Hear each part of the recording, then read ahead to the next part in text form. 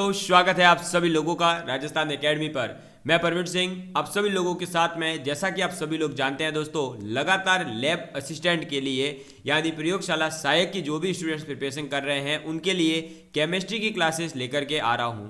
और केमिस्ट्री की क्लासेस के अंदर हम लोगों ने अभी तक दोस्तों 2 टॉपिक कंप्लीट कर लिए हैं। एक था रासायनिक साम्य यानी केमिकल इक्विलिब्रियम, और दूसरा हमारा टॉपिक था पीरियोडिक टेबल यानी कि जो एटम्स होते हैं उनकी जो भी प्रॉपर्टीज है, जैसे इलेक्ट्रोनेगेटिविटी है, इलेक्ट्रॉन एफिनिटी है, आयनाइजेशन एंथैल्पी है, इन सभी के बारे में, और इनके जो ऑर्डर है, इनका पीरियोडिसिटी क्या होती है पीरियोडिक टेबल में, इन सभी के बारे में हमने बात कर ली थी। आज हमारा नया टॉपिक यानी कि आपके सिलेबस के अकॉर्डिंग यूनिट नंबर 2, और यूनिट नंबर 2 अगर आप सिलेबस में देखेंगे तो दे रखी है S block and P block element. तो हम बात करने वाले हैं इस वीडियो के अंदर एस ब्लॉक के बारे में पहले, उसके बाद जैसे ही एस ब्लॉक कंप्लीट होगा हम पी ब्लॉक की बात करेंगे। अब एस ब्लॉक के अंदर हमें पढ़ना क्या क्या है, तो आपको जो है कोई ज़्यादा एस ब्लॉक का विशेषज्ञ बनने की जरूरत नहीं है। जितना आपके सिलेबस में दे रखा है उतना ही पढ़ेंगे। सबसे पहले हम पढ़ेंगे सामान्य परिचय, उसके बाद हम पढ़ेंगे इनका इलेक्ट्रॉनिक कॉन्फ़िगरेशन, और इसके बाद इनकी अक्रेंस यानी कि प्राप्ति, ये कहाँ कहाँ से किस किस मात्रा में प्राप्त होते हैं। फिर इनकी ऑक्सीडेशन स्टेट, ऑक्सीकरण अवस्थाएं क्या होती है और क्या ऑर्डर रहता है इनकी ऑक्सीकरण अवस्थाओं का, और इनकी ऑक्सीकरण अवस्था का इनकी इलेक्ट्रोनेगेटिविटी, इनकी आयनाइजेशन एंथैल्पी वगैरह के साथ किस प्रकार से जो है गुण है, किस प्रकार से डिपेंड करती है, ये चीज़ें हमें पढ़नी है। उसके बाद हमें पढ़ना है trends in physical and chemical properties यानी कि भौतिक और रासायनिक जो इनके गुण हैं उनकी प्रवृत्तियाँ किस प्रकार की है। और इसके बाद में हम लास्ट में बात करेंगे इनर्ट पेयर इफेक्ट के बारे में यानी अकीर्य युग्म प्रभाव के बारे में बात करने वाले हैं। अब ये सभी पॉइंट कितने पॉइंट हो गए? पहला जनरल इंट्रोडक्शन, दूसरा इलेक्ट्रॉनिक कॉन्फ़िगरेशन, और तीसरा अक्रेंस, और चौथा ऑक्सीडेशन स्टेट, पांचवा इनकी प्रॉपर्टियाँ जो भी इनके फिजिकल और केमिकल प्रॉपर्टीज है उनके, और 6th पॉइंट हो गया इनर्ट पेयर इफेक्ट। यानी ये 6 पॉइंट जो है हमें एस और पी ब्लॉक के तत्वों के अंदर पढ़ने हैं। ठीक है दोस्तों, तो चलिए फिर आज का आप टॉपिक स्टार्ट करेंगे एस ब्लॉक के साथ में। तो आप टॉपिक डालिएगा एस ब्लॉक। तो दोस्तों चलिए अब हम बात करते हैं हमारे टॉपिक के ऊपर।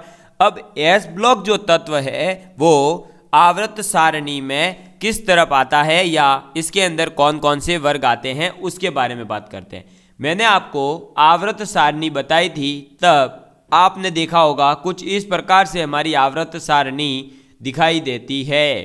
अरे इस प्रकार से की दिखाई देती है या नहीं? और यहाँ पर 2 और सीरीज चलती है, एक होती है लेंथेनाइड, एक होती है एक्टेनाइड। ये है एस ब्लॉक, ये है पी ब्लॉक, ये है डी ब्लॉक, और ये है हमारा एफ ब्लॉक। ये चीज़ें बता दी थी। तो अगर हम आवर्त सारणी के अंदर जनरल इंट्रोडक्शन ले रहे हैं पहले हम, तो आप लिखेंगे कि आवर्त सारणी के वर्ग 1 तथा वर्ग 2 के तत्व, वर्ग 1 और वर्ग 2 यानी कि ग्रुप फर्स्ट और ग्रुप सेकंड के जो तत्व है जिनमें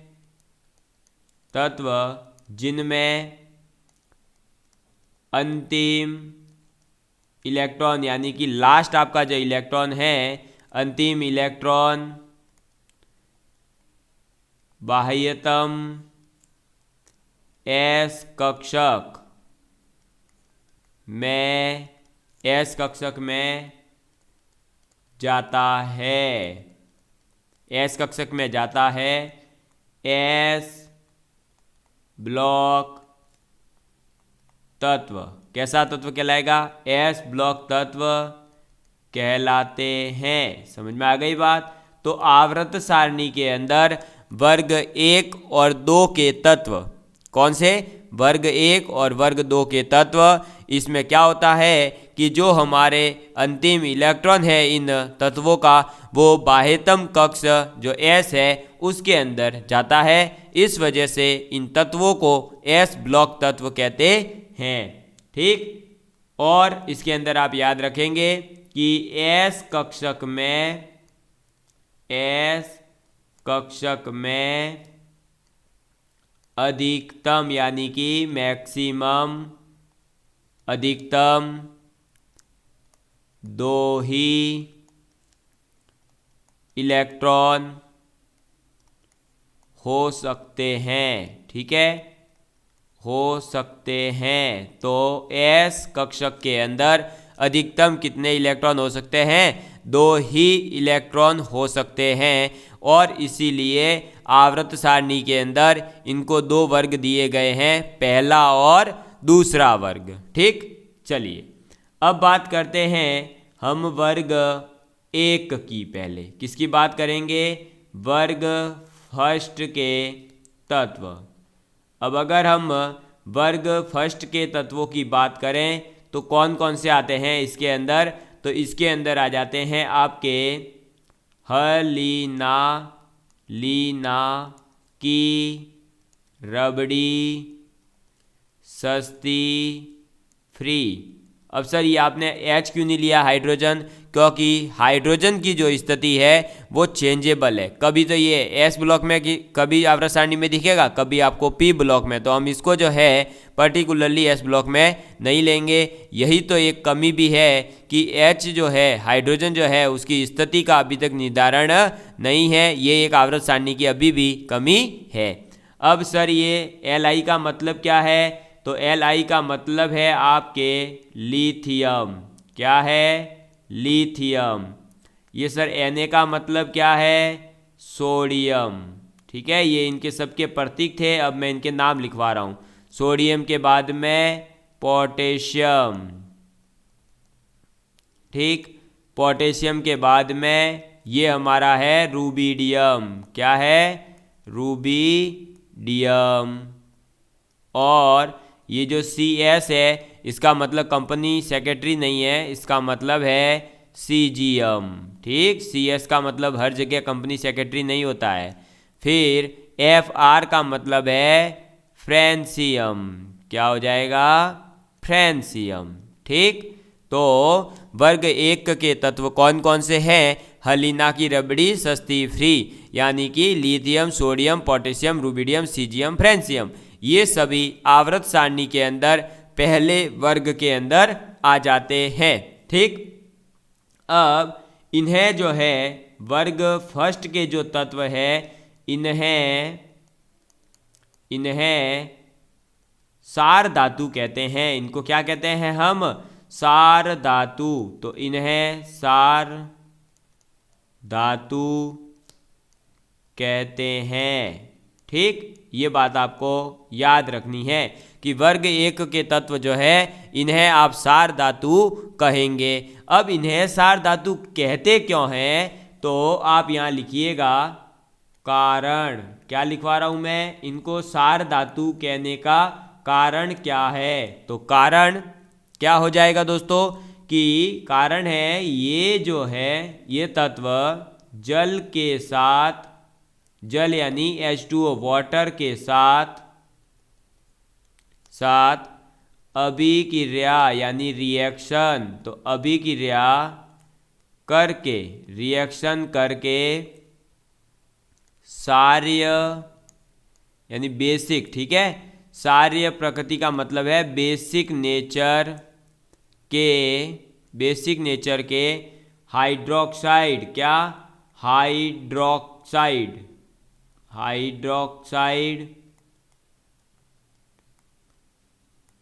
हाइड्रोक्साइड बनाते हैं। ठीक है, समझ में आ गई बात?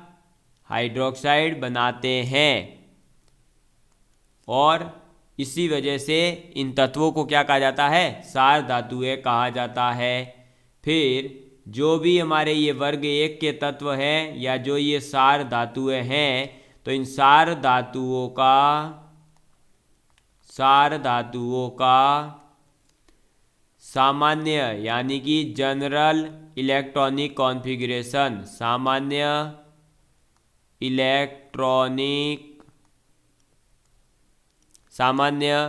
इलेक्ट्रॉनिक विन्यास विन्यास NS1 होता है। ठीक है, तो जो S ब्लॉक के वर्ग 1 के तत्व है उनका इलेक्ट्रॉनिक कॉन्फ़िगरेशन क्या होता है, NS1 होता है। ये बात आप लोग याद रखेंगे।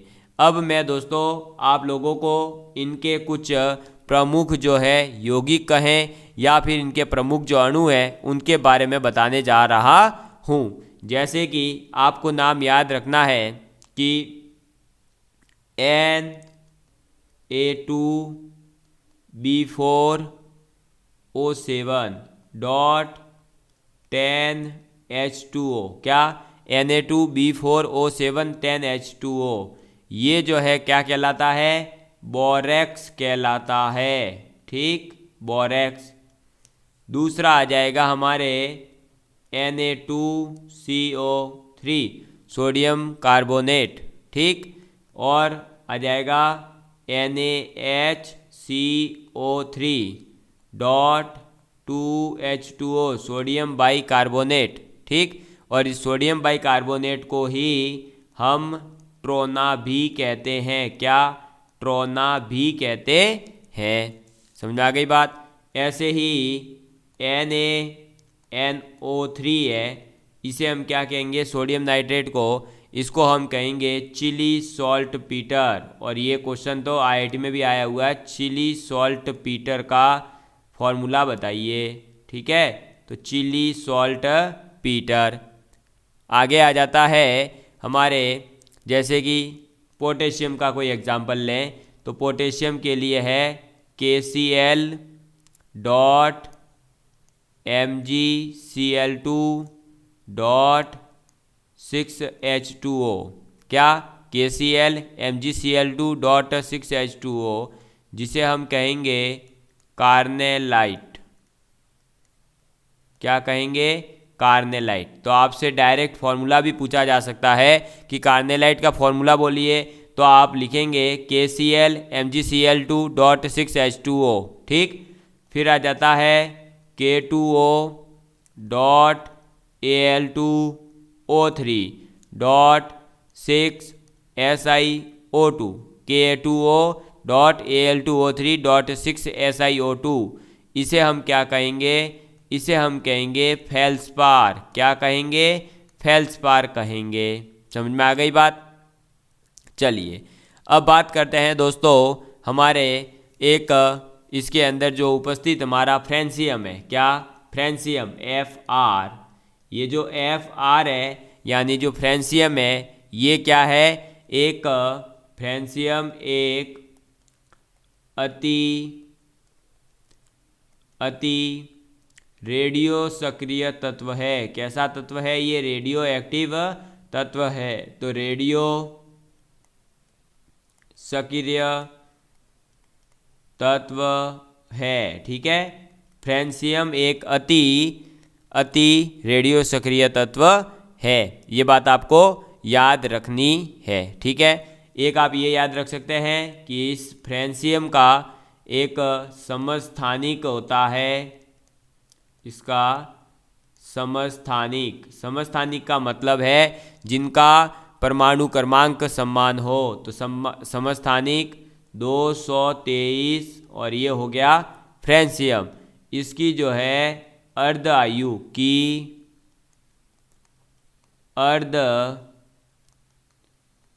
आयु मात्र 21 मिनट है।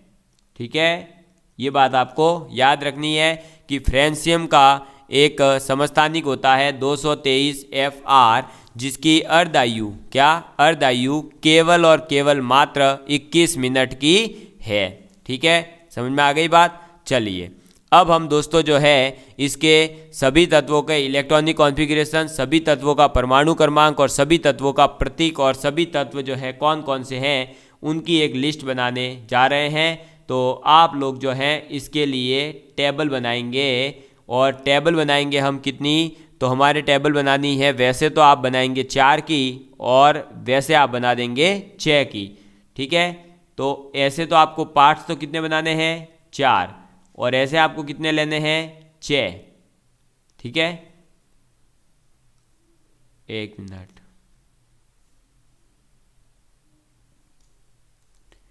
चलिए अब इसको थोड़ा सा हम बड़ा करेंगे,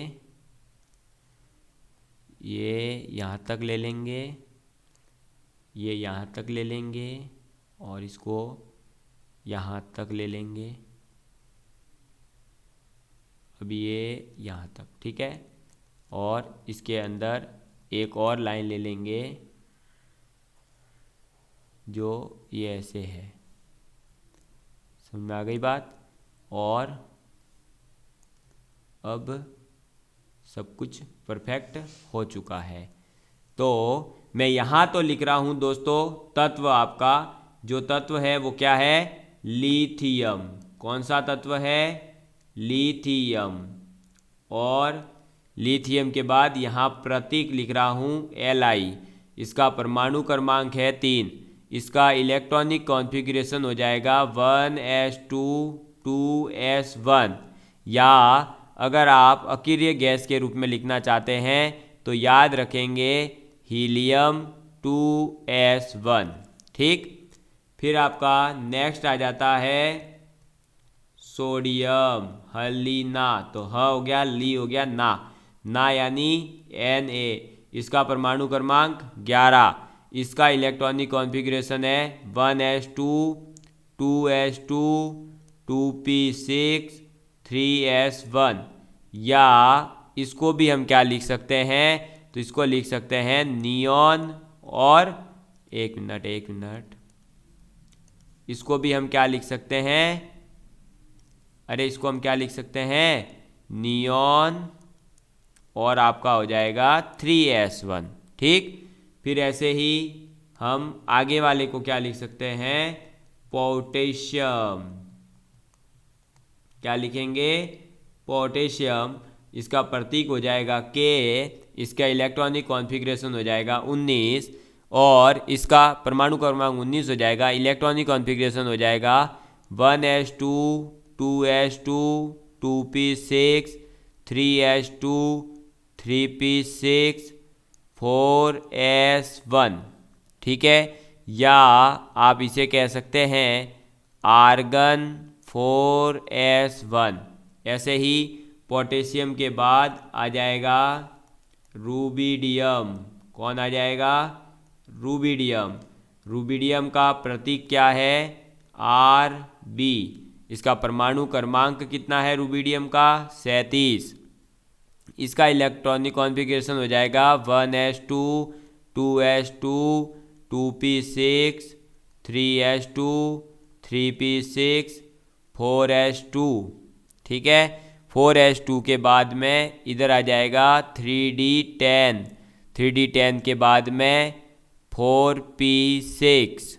4p6 के बाद 5s1। या आप इसे लिखेंगे, मैं एक सेकेंड इसको रिमूव करता हूँ, थोड़ा सा ये लो, और इसको करता हूँ थोड़ा सा। अच्छा ये तो खुद हो रहा है, एक मिनट, ये लो।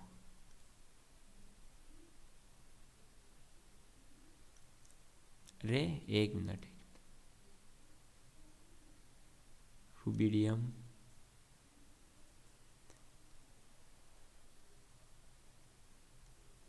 अरे क्या हो रहा है ये,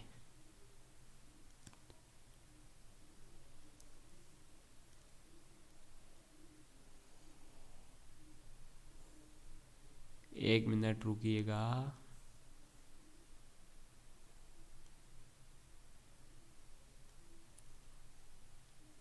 एक मिनट,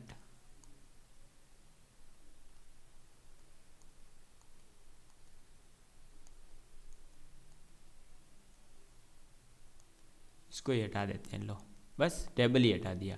रूबिडियम का आ गया। रूबिडियम का क्या हो जाएगा दोस्तों, आपके आर्गन के बाद में क्या आता है, क्रिप्टॉन। तो क्रिप्टो, और ये हो जाएगा 5s1। ठीक है, ये बात आप याद रखेंगे।